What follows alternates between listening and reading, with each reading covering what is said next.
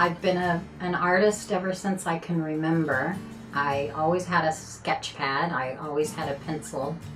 I'm a fourth generation Californian, and my dad was born in Fillmore, and his grandmother, I believe, was married at the Santa Barbara Mission. She used to always tell him stories about going back and forth from Fillmore to Santa Barbara and how the salmon would run in the Ventura River and they would run into grizzly bears. And so that always captured my imagination as a child, thinking, how our area must have looked before all the people came.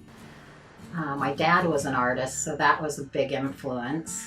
When I was a child, we traveled a lot, and we always drove because we didn't have a lot of money. So we sat in the car for hours, and I looked out the window and we would go to cross country and to the Southwest and up to the redwoods. So that was, I think that must have really imprinted something on me as well, as far as just being entranced by the beauty and the variety of the landscape. You can paint forever and still not paint everything that the landscape has to offer. I was lucky enough to, when I was about 2 or 3 years old, we inherited a home, which we called the cabin, at Camp Bartlett, which is up on the 150 above Santa Paula. And so we were there all the time. And I was always hiking around and playing in the creek and catching lizards and the oak trees, the canopy of oak trees. Just a huge influence on my gravitation to the natural world. When I started painting, well, I always drew, but I started painting when I was about 9 or 10. And so some of my first paintings are up there. So just a very special, wonderful place for me.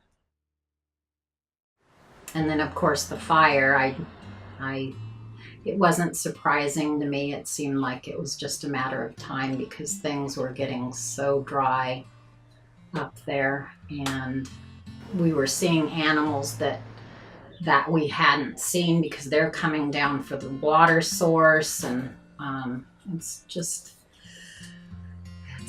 sometimes hard to watch. And then of course we lost 6 homes there. We got to the camp, there were still sporadic little fires burning, and it was bizarre because you would, as we were walking around, you'd walk by a tree that wasn't smoking but it had been burned, and it was like standing next to a heater, and you realize that they were still burning internally. And there was a lot of destruction, and I was snapping some pictures with my cell phone, and there's one shot that's looking across Cesar Creek towards the 150 and the hillside, and there was just a ton of smoke, and of course the air quality was awful, but the sun was just burning through the cloud of smoke, and there was a bright orange ring around it, and there was underneath was a tree that was just smoking up out of the top of it. So I got a shot of that and wound up doing a painting of it, kind of more somewhat from the photo, but I did it more from my memory and my imagination and really how I felt emotionally. But we're all in the process of rebuilding, so it'll just be different, but it'll still be a good thing.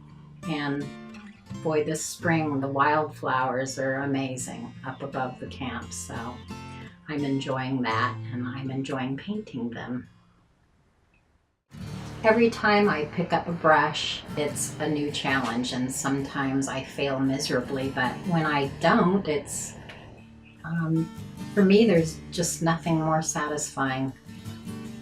A lot of times when I'm painting, I paint from memory, and I actually kind of think about the smells, you know, if it's an ocean piece, or the sounds of, you know, birds or whatever. So it's kind of a multi-dimensional thing. I've had people tell me that I feel like I'm standing right there, and I just feel that's the biggest compliment, because it means that I have communicated with them on a real non-verbal kind of visceral level, that they're getting what I saw, and it makes them happy, and that makes me very happy.